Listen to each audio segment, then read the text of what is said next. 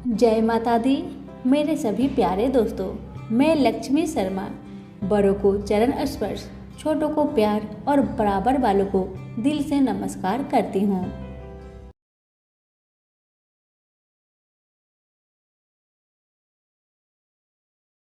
आज सुनिए पाप मोचनी एकादशी व्रत की 5 पुण्य फल देने वाली कथाएं। इन कथाओं को आज पाप मोचनी एकादशी व्रत पर अवश्य सुने और दूसरों को भी शेयर करें। अब सुनिए कथा। पाप मोचनी एकादशी की व्रत कथा। ये तो सभी एकादशियों के व्रत पापों को समाप्त करके अनंत पुण्य प्रदान करते हैं, परंतु चैत्र मास के कृष्णा पक्ष की इस एकादशी का व्रत तो जन्म जन्मांतरों के पापों को नष्ट कर देता है। सभी प्रकार की समृद्धि, सुख और अंत में मोक्ष प्रदायक है। इस एकादशी को भगवान विष्णु की पूजा आराधना करने का शास्त्रीय विधान है। धर्मराज युधिष्ठिर बोले, भगवान, मैंने फाल्गुन मास की शुक्ला पक्ष की एकादशी का महात्म्य सुना। अब आप चैत्र मास के कृष्णा पक्ष की एकादशी के बारे में भी बतलाइए। इस एकादशी का क्या नाम है, इसमें कौन से देवता की पूजा की जाती है तथा विधि क्या है, सो सब विस्तार पूर्वक कहिए। श्री कृष्ण भगवान बोले कि हे राजन, एक समय मानधाता लोमस ऋषि से पूछा था कि हे मुनि, चैत्र मास के शुक्ला पक्ष की एकादशी का क्या नाम है तथा उसकी विधि क्या है, सो सब पूरी तरह से कहिए। लोमस ऋषि बोले कि हे राजन, चैत्र मास के कृष्णा पक्ष की एकादशी का नाम पाप मोचनी है। उसके व्रत के प्रभाव से अनेक पाप नष्ट हो जाते हैं। इसकी कथा इस प्रकार है। प्राचीन काल में एक चैत्र रथ नामक वन था। उसमें अप्सराएं वास करती थी। वहाँ हर समय बसंत रहता था, अर्थात उस जगह सदैव प्रत्येक तरह के पुष्प खिले रहते थे। उस जगह गंधर्व कन्याएं विहार किया करती थी। उस वन में इंद्र अन्य देवताओं के साथ क्रीड़ा करता था। उस वन में एक मेधावी नामक मुनि तपस्या करते थे। वे शिव भक्त थे। एक दिन मंजू घोषा नामक एक अप्सरा उनको मोहित करने के लिए सितार बजाकर मधुर मधुर गाने लगी। उस समय शिव के शत्रु अड़ंग भी शिव भक्त मेधावी मुनि को जीतने के लिए तैयार हुए। कामदेव ने उस सुंदर अप्सरा के भ्रू का धनुष बनाया। कार्टाग्य को उसकी प्रत्यक्ष, उनके नेत्रों को उस मंजू घोषा अप्सरा को सेनापति बनाया। इस तरह कामदेव अपने शत्रु भक्त को जीतने को तैयार हुआ। उस समय मेधावी मुनि भी युवा तथा हष्ट पुष्ट थे। उन्होंने यज्ञो पवित्र तथा दंडे धारण कर रखा था। वे दूसरे कामदेव के समान शोभा पाते थे। उस मुनि को देखकर कामदेव की बस में हुई मंजू घोषा ने धीरे धीरे मधुर वाणी से वीणा पर गाना शुरू किया। मेधावी मुनि मंजू घोषा के मधुर गाने पर तथा उसके सौंदर्य पर मोहित हो गए। वह अप्सरा उन मुनि को कामदेव से पीड़ित जानकर उनसे आलिंगन करने लगी।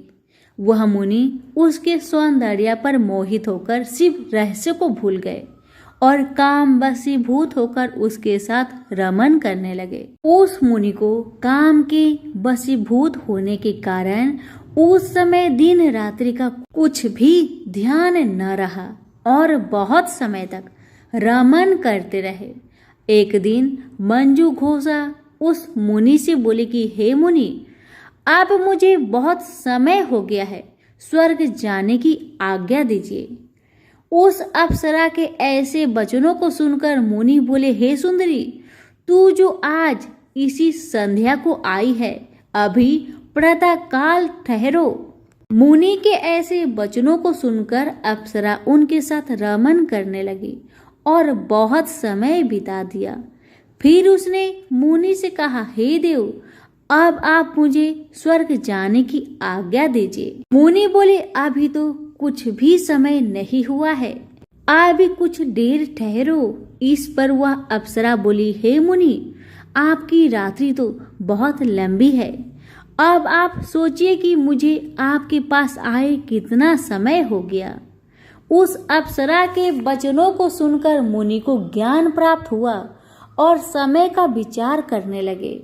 जब रमन करने से उसका प्रमाण 57 साल 7 माह और 3 दिन ज्ञात हुआ, तो उस अप्सरा को काल का रूप समझने लगे। वह महान क्रोधित हुए और उस तप नाश करने वाली अप्सरा की तरफ देखने लगे और उनके अधर कांपने लगे और इंद्रियां व्याकुल होने लगी। तब मुनि उस अप्सरा से बोले, रे दुष्ट, मेरे तप को नष्ट करने वाली तू अब मेरे श्राप से पिचासनी हो जा। तू महान पापीन और दुराचारिणी है, तुझे धिक्कार है। उन मुनि के क्रोध युद्ध श्राप से वह पिचासनी हो गई। तब वह बोली, हे मुनि, अब मुझ पर क्रोध को त्याग कर प्रसन्न हो जाओ और इस श्राप का निवारण कीजिए। विद्वानों ने कहा है, साधुओं की संगत अच्छा फल देने वाली है, इसलिए आपके साथ में मेरे तो बहुत वर्ष व्यतीत हुए हैं, अतः अब आप मुझ पर प्रसन्न हो जाइए।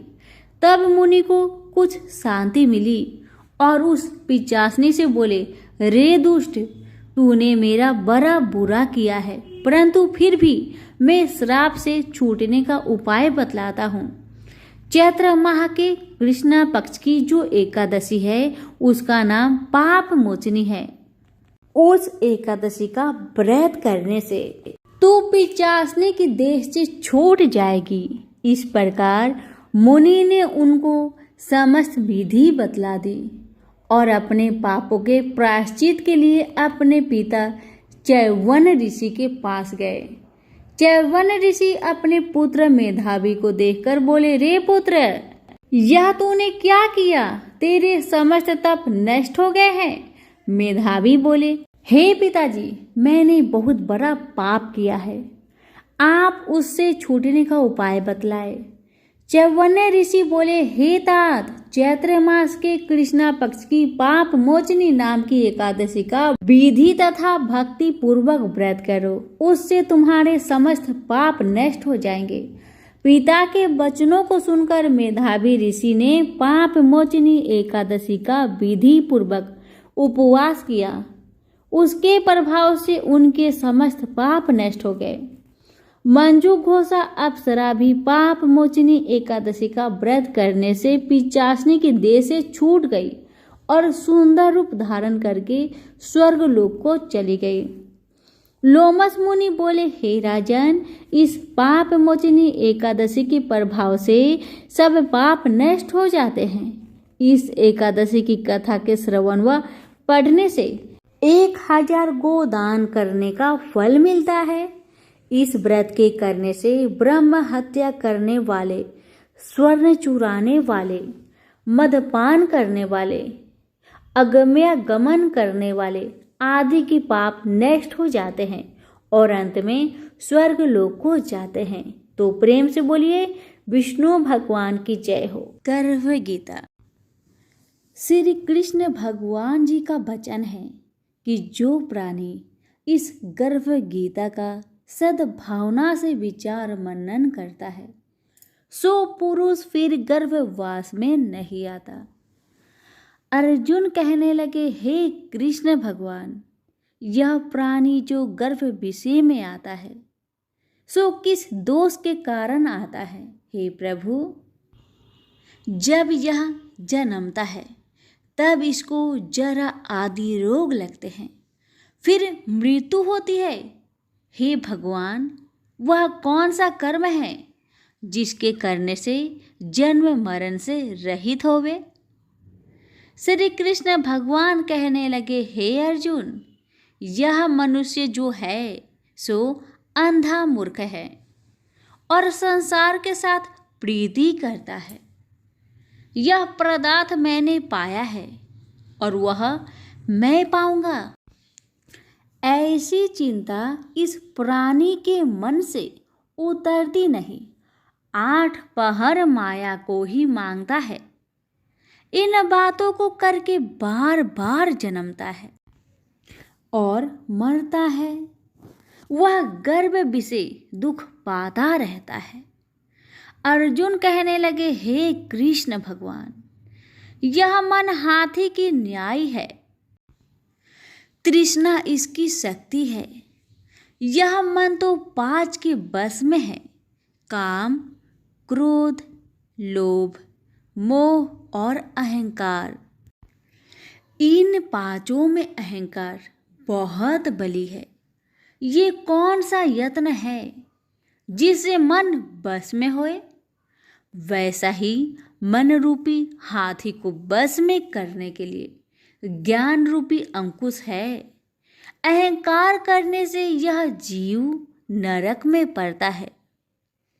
अर्जुन कहने लगे, हे भगवान, जो एक तुम्हारे नाम के लिए वन खंड में फिरते हैं, एक वैरागी हुए हैं, एक धर्म करते हैं, इनको कैसे जाने जो वैष्णव है? वे कौन है? श्री कृष्ण भगवान कहने लगे, हे अर्जुन, मेरे ही नाम के लिए वनों में फिरते हैं, वह सन्यासी कहते हैं। एक सिर पर जटा बांधते हैं, एक अंग पर भस्म लगाते हैं। उनमें हम नहीं है, क्योंकि इनमें अहंकार है।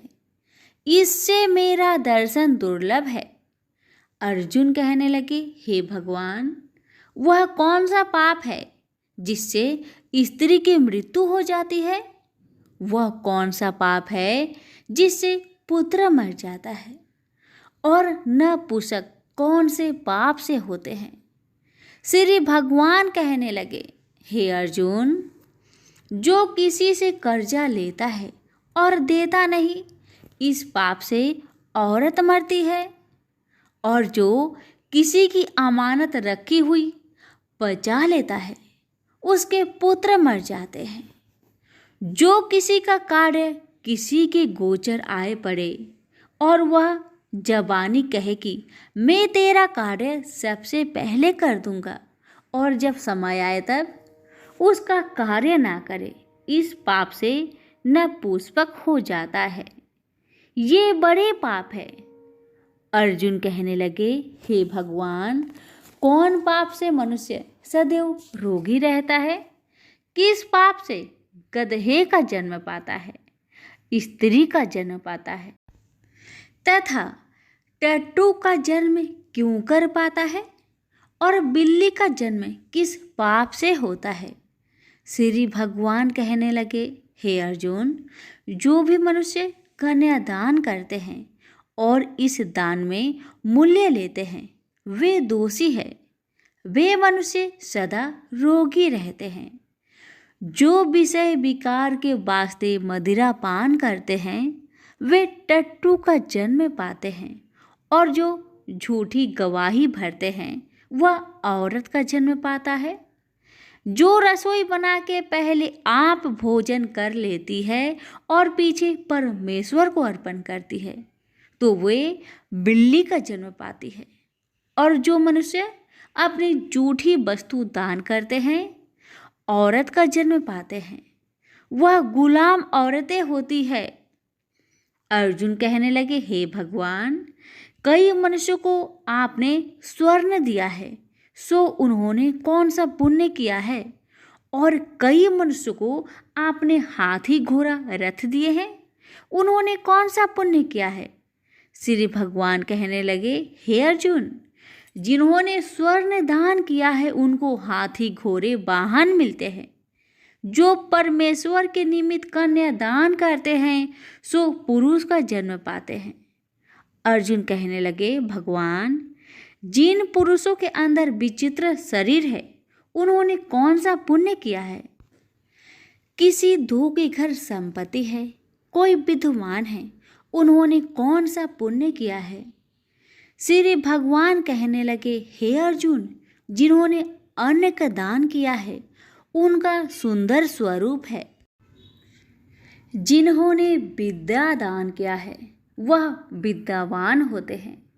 जिन्होंने संतों की सेवा की है वह पुत्रवान होते हैं।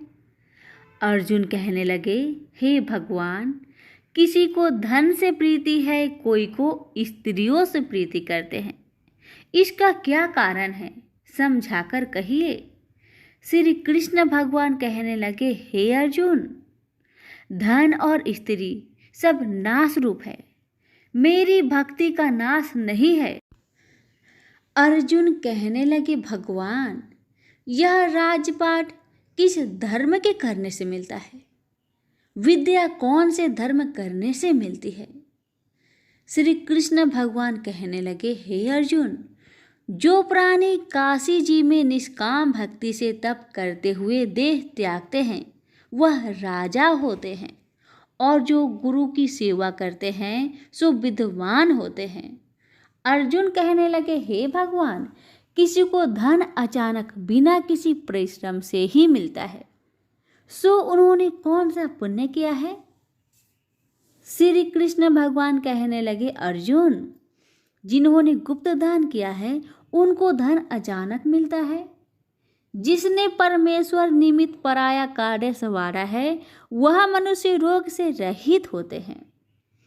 अर्जुन कहने लगे, हे भगवान, कौन से पाप से अमली होते हैं और कौन पाप से गूंगे होते हैं और कौन पाप से कुष्ठी होती है? श्री कृष्ण भगवान कहने लगे, हे अर्जुन, जो आदमी नीच कुल की स्त्री से गमन करते हैं सो अमली होते हैं। जो गुरु से विद्या पढ़कर मुकर जाते हैं सो गूंगे होते हैं। जिन्होंने गो घात किया है वे कुष्ठी होते हैं। अर्जुन कहने लगे, हे भगवान, जिस किसी पुरुष की देह में रक्त का विकार होता है वह किस पाप से होता है? और कोई दरिद्र होते हैं, किसी को खरक वायु होती है, और कोई अंधे होते हैं, तो कोई पंगुल होते हैं, सो कौन से पाप से रहित होते हैं? और कई स्त्रियां बाल विधवा होती है, तो यह किस पाप से होती है? श्री कृष्ण भगवान कहने लगे, हे अर्जुन, जो सदा क्रोधवान रहते हैं उन्हें रक्त विकार होता है। जो मलिन रहते हैं वह सदा दरिद्र होते हैं। जो कुकर्मी ब्राह्मण को दान देते हैं उनके खरक वायु होते हैं। जो पराई स्त्री को निर्वस्त्र देखते हैं, गुरु की पत्नी को दृष्टि करते हैं, सो अंधे होते हैं। जिसने गुरु और ब्राह्मण को लात मारी है सो लंगड़ा व पंगुला होता है। जो औरत अपने पति को छोड़कर पराये पुरुषों से संग करती है सो वह बाल विधवा होती है। अर्जुन कहने लगे, हे भगवान, आप पर ब्रह्मा हो, आपको नमस्कार है। आगे मैं आपको संबंधी जानता था, परंतु अब मैं ईश्वर रूप जानता हूँ। हे पर ब्रह्मा, गुरु दीक्षा कैसी होती है, सो कृपा करके मुझको कहिए। श्री कृष्ण भगवान बोले, हे अर्जुन, तुम धन्य हो, तुम्हारे माता पिता भी धन्य हैं जिनके तुम ऐसे पुत्र हो। हे अर्जुन, सारे संसार का गुरु जगन्नाथ, विद्या का गुरु काशी, चारों वर्णों का गुरु सन्यासी है। सन्यासी उसको कहते हैं जिन्हें सबका त्याग करके मेरे प्रति मन लगाया है, सो ब्राह्मण जगत गुरु है। हे अर्जुन, यह बात ध्यान देकर सुनने की है। गुरु कैसा करे? जिसने सब इंद्रियां जीती हो, जिसको सब संसार ईश्वरमय नजर आता हो और सब जगत से उदास हो। ऐसा गुरु करे जो परमेश्वर को जानने वाला हो और उस गुरु की पूजा सब तरह से करे। हे अर्जुन, जो गुरु काम भक्त होता है और जो प्राणी गुरु की पूजा सब तरह से करे, हे अर्जुन, जो गुरु का भक्त होता है और जो प्राणी गुरु के सम्मुख होकर भजन करते हैं उसका भजन करना सफल है। जो गुरु से विमुख है उनको 7 ग्राम माड़े का पाप है। गुरु से विमुख प्राणी दर्शन करने योग्य नहीं होते। जो गृहस्थी संसार में गुरु के बिना है चांडाल के समान है। जिस तरह मदिरा का भंडार हो उसमें जो गंगा जल है सो अपवित्र है, इसी तरह गुरु से विमुख का भजन सदा अपवित्र होता है। उसके हाथ का देवता भी नहीं लेते, उसके सब कर्म निष्फल है। कुकर, शुकर, गंधर्व, काग ये सब की सब योनियों में बड़ी खोटी योनि है। इन सब से यह मनुष्य खोटा है। जो गुरु नहीं करता, गुरु बिना गति नहीं होती, यह अवश्य नरक को जाएगा। गुरु दीक्षा बिना प्राणी के सब कर्म निष्फल होते हैं। हे अर्जुन, जैसे चारों वर्णों को मेरी भक्ति करना योग है, तैसे गुरुधार के गुरु भक्ति करना योग है। जैसे गंगा नदियों में उत्तम है, सब व्रतों में एकादशी का व्रत श्रेष्ठ है, वैसे ही अर्जुन शुभ कर्मों में गुरु सेवा उत्तम है। गुरु दीक्षा बिना प्राणी पशु योनि पाता है। जो धर्म भी करता है सो पशु योनि में फल भोगता है, 84 योनियों में भ्रमता रहता है। अर्जुन कहने लगे, हे श्री कृष्ण भगवान, गुरु दीक्षा क्या वस्तु है? कृष्ण भगवान कहने लगे, हे अर्जुन, धन्य जन्म है तेरा जिसने यह प्रश्न किया है, तू धन्य है। गुरु दीक्षा के 2 अक्षर है, हरिओम। इन अक्षरों को गुरु कहता है। यह चारों वर्णों को अपनाना श्रेष्ठ है। हे अर्जुन, जो गुरु की सेवा करता है उस पर मेरी प्रसन्नता है। वह 84 से छूट जाएगा, जन्म मरण से रहित हो, नरक नहीं भोगता।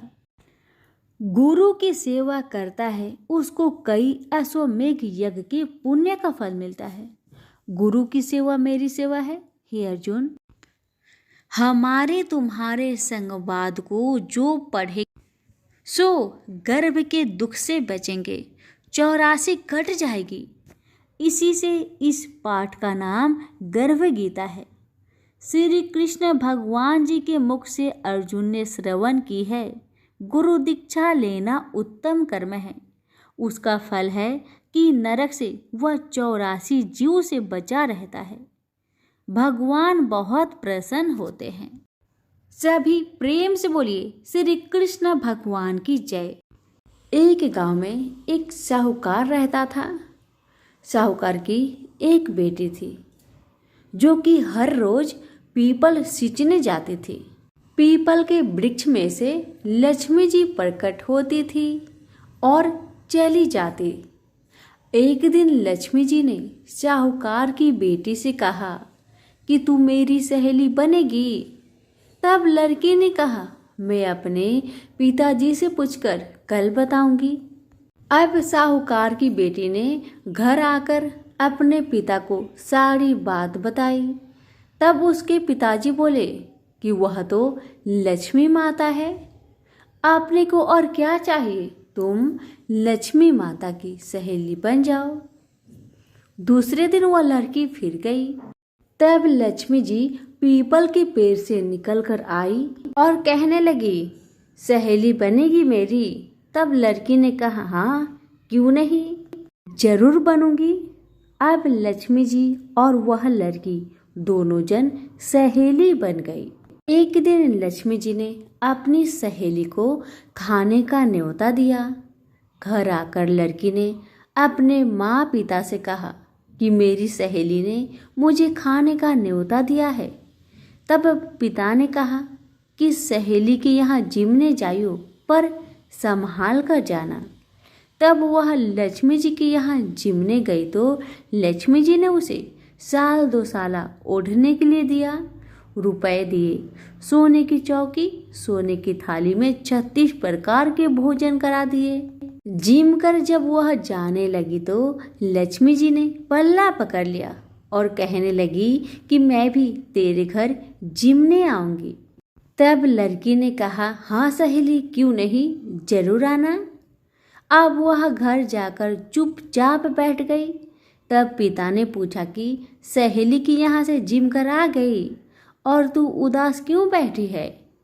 तब उसने कहा, पिताजी, मेरे को तो लक्ष्मी जी ने इतना कुछ दिया, अनेक प्रकार के भोजन कराए, परंतु मैं कैसे उनको जिमाऊंगी, अपने घर में तो कुछ भी नहीं है। तब उसके पिता ने कहा, गोबर मिट्टी से चौका लगाकर घर की सफाई कर लेना, 4 मुख वाला दिया जलाकर लक्ष्मी जी का नाम लेकर रसोई में बैठ जाना। लड़की सफाई करके लड्डू लेकर बैठ गई। उसी समय एक रानी नहा रही थी। उसका 9 लखा हार चील उठाकर ले गई और उसके घर वह 9 लखा हार डाल गई और उसका लड्डू ले गई। बाद में वह हार को तोड़कर बाजार में गई और सामान लाने लगी तो सुनार ने पूछा कि क्या चाहिए। तब उसने कहा कि सोने की चौकी, सोने के थाल, साल दुसाला दे दे, मोहर और सामग्री दे, 36 प्रकार का भोजन हो जाए इतना सामान दे। सारी चीजें लेकर बहुत तैयारी करी और रसोई बनाई। तब गणेश जी से कहा कि लक्ष्मी जी को बुलाओ। आगे आगे गणेश महाराज, पीछे पीछे लक्ष्मी जी आई। उसने फिर चौकी डाल दी और कहा, सहेली चौकी पर बैठ जा। तब लक्ष्मी जी ने कहा, सहेली चौकी पर तो राजा रानी के भी मैं नहीं बैठी, किसी के भी यहाँ नहीं बैठी। तो उसने कहा, पर मेरे यहाँ तो तुम्हें बैठना ही पड़ेगा। फिर लक्ष्मी जी चौकी पर बैठ गई। तब उसने बहुत खातिर की, जैसे लक्ष्मी माता ने करी थी वैसे ही उसने भी करी। लक्ष्मी जी उस पर बहुत प्रसन्न हुई और घर में खूब रुपए एवं लक्ष्मी हो गई। साहूकार की बेटी ने कहा, मैं अभी आ रही हूँ, तुम यहीं पर बैठी रहना। और वह चली गई। लक्ष्मी जी गई नहीं और चौकी पर बैठी रही। उसको बहुत दौलत दी। हे लक्ष्मी माता, जैसे आपने साहूकार की बेटी को दिया वैसे सबको देना। कहानी सुनते, हुक्कारा भरते अपने सारे परिवार को देना, पीहर में देना, ससुराल में देना, बेटे पोते को देना। हे लक्ष्मी माता, सबका कष्ट दूर करना, दरिद्रता दूर करना, सबकी मनोकामना को पूर्ण करना। तो प्रेम से बोलिए लक्ष्मी माता की जय हो। सावर्णी मुनि की पुत्री तुलसी अपूर्व सुंदरी थी। उनकी इच्छा थी कि उनका विवाह भगवान नारायण के साथ हो। इसके लिए उन्होंने नारायण पर्वत की घाटी में स्थित बद्री वन में घोर तपस्या की। दीर्घ काल तक तपस्या के उपरांत ब्रह्मा जी ने प्रसन्न होकर दर्शन दिए और वर मांगने को कहे।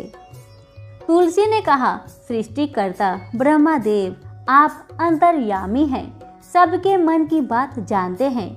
फिर भी मैं अपनी इच्छा आपको बताती हूँ। मैं चाहती हूँ कि भगवान श्री नारायण मुझे पति रूप में मिले।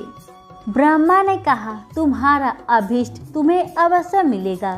अपने पूर्व जन्म में किसी अपराध के कारण तुम्हें श्राप मिला है कि दानव कुल में जन्म लेने के बाद भी उसमें नारायण का अंश विद्यमान रहेगा। इसलिए इस जन्म में पूर्व जन्म के पाप के शमन के लिए संपूर्ण नारायण तो नहीं, नारायण के अंश से युक्त दानव कुल जन्मे उस श्रापग्रस्त पार्षद से तुम्हारा विवाह होगा। श्राप मुक्त होने पर भगवान श्री नारायण सदा सर्वदा के लिए तुम्हारे पति हो जाएंगे। तुलसी ने ब्रह्मा के इस वर को स्वीकार किया, क्योंकि मानव कुल में जन्म के कारण उसे मायावी भोग तो भोगना ही था। तुलसी बद्री वन में ही रहने लगी। नारायण का वह पार्षद दानव कुल में शंखचूड़ के नाम से पैदा हुआ था। कुछ दिनों के बाद वह भ्रमण करता हुआ बद्री वन आया। वहाँ तुलसी को देखते ही वह उस पर मुग्ध हो गया। तुलसी के सामने उसने अपने साथ विवाह का प्रस्ताव रखा। इतने में ही ब्रह्मा जी आ गए और तुलसी से कहा, तुलसी शंखचूड़ को देखो, कैसा देवोपम इसका स्वरूप है। दानव कुल में जन्म लेने के बाद भी लगता है जैसे इसके शरीर में नारायण का वास हो। तुम प्रस्ताव को सहर्ष स्वीकार कर लो।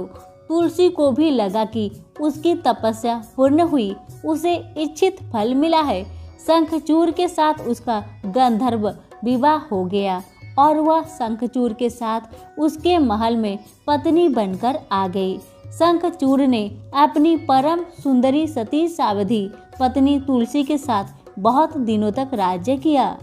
उसने अपने राज्य का इतना विस्तार किया कि देवलोक तक उसके अधिकार में आ गया। स्वर्ग का सुख भोगने वाले देवताओं की दशा भिखारियों जैसी हो गई।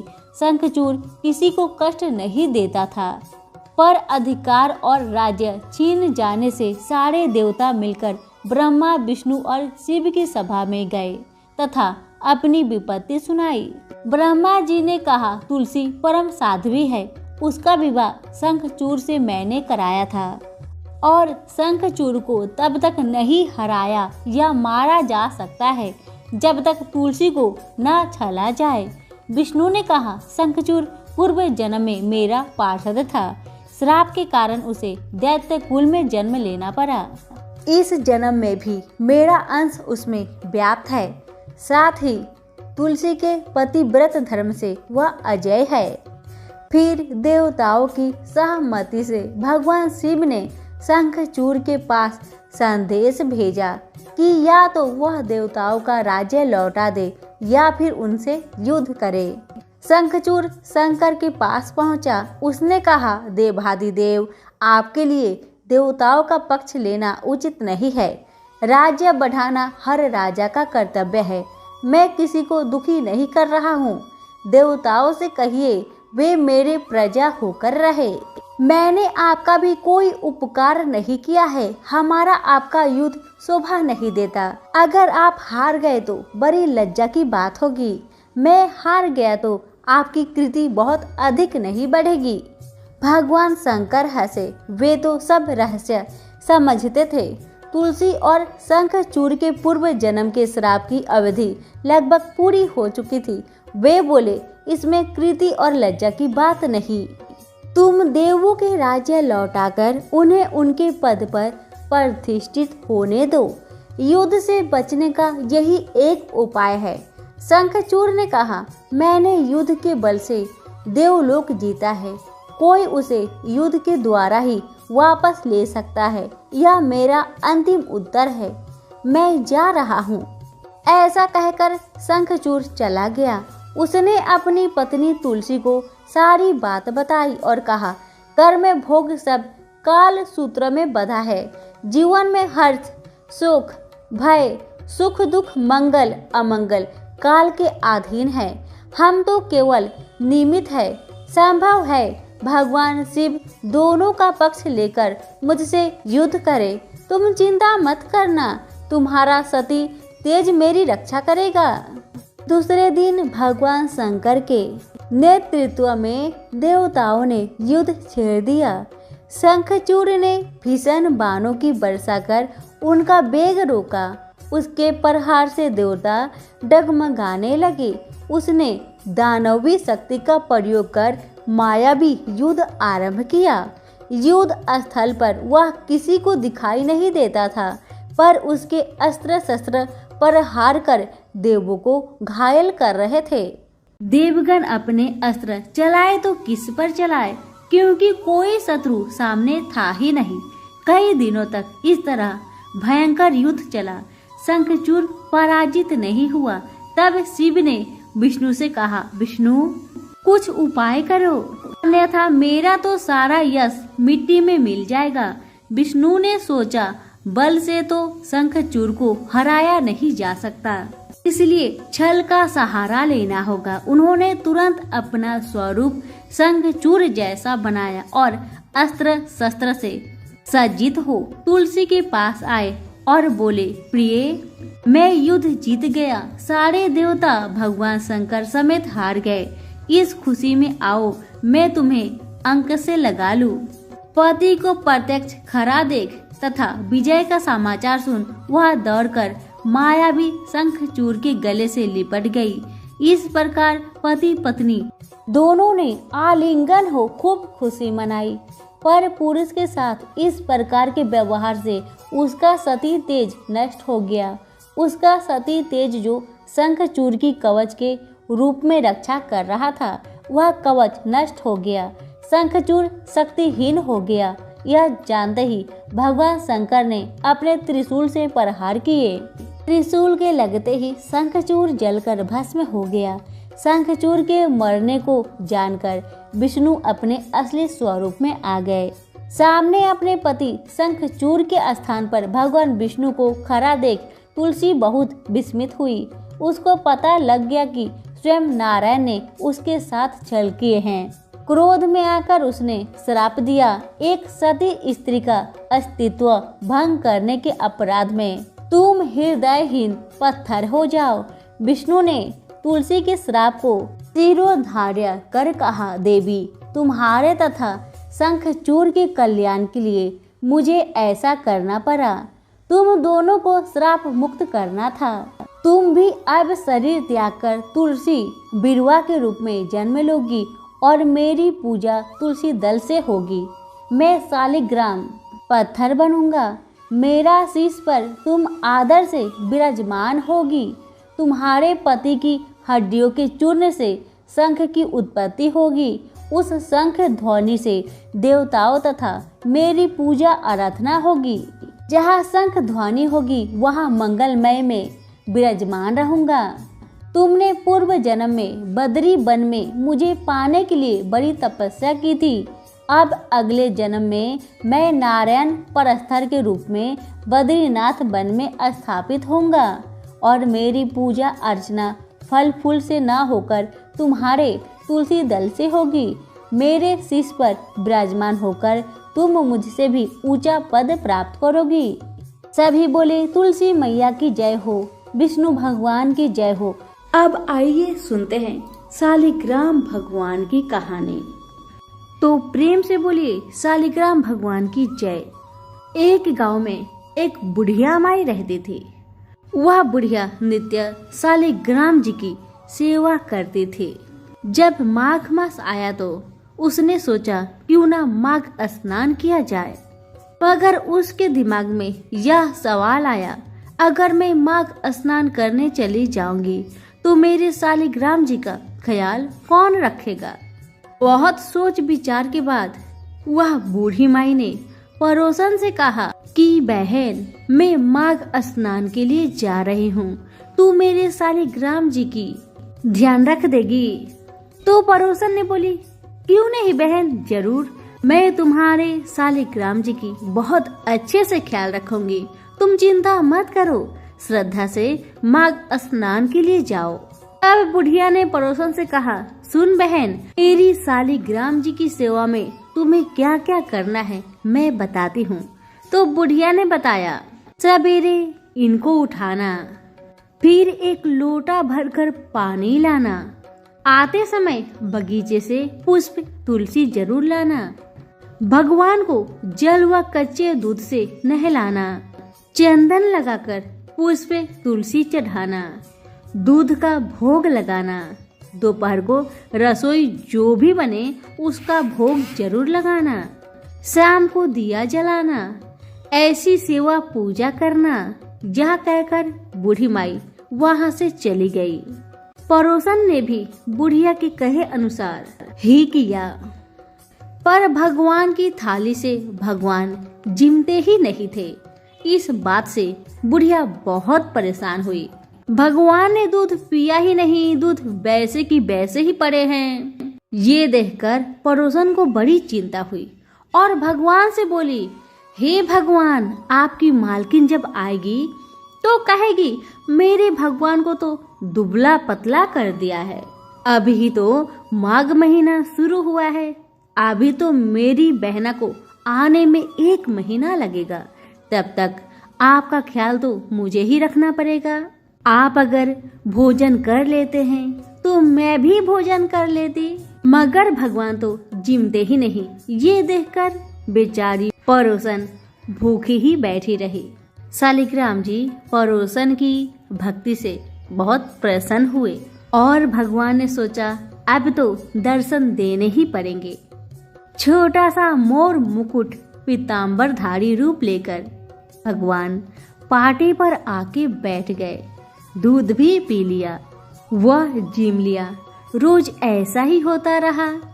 एक दिन भगवान ने कहा मैं गाय चराने जा रहा हूँ।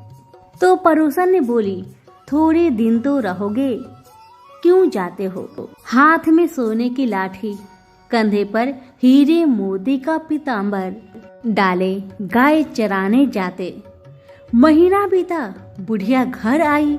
स्नान ध्यान से निपटकर सोचा शालिग्राम जी को ले आऊं। बुढ़िया पड़ोसन के घर गई और बोली मेरे शालिग्राम जी को दे दो। तब पड़ोसन ने कहा शालिग्राम जी शाम को आएंगे तब ले जाना। अब तो बुढ़िया शालिग्राम जी के लिए जिद करने लगी और झगड़ा करने लगी। लोग इकट्ठे हो गए तो पड़ोसन बोली बुढ़िया को समझाओ कोई। जैसे इसने माघ स्नान के लिए 1 महीना निकाला, वैसे ही शाम तक सब्र कर ले। अब तो बुढ़िया धरना देकर बैठ गई। शाम पड़े, भगवान आए। गायों को उनकी जगह छोड़कर भगवान मंदिर में विराज गए। यह देख पड़ोसन ने बूढ़ी से कहा ले जाओ बहन अपने शालिग्राम जी को। और साथ ही भगवान से बोली हे भगवान, बूढ़ी को भी अपना रूप दिखा दो। भगवान ने पड़ोसन की बात रख ली और भगवान ने मोर मुकुट पीतांबर भर हाथ में सोने की लाठी लेकर दर्शन दिया। हे भगवान, जैसे आपने बूढ़ी माई को दर्शन दी वैसे भक्तों को भी देना। सभी प्रेम से बोले शालिग्राम भगवान की जय।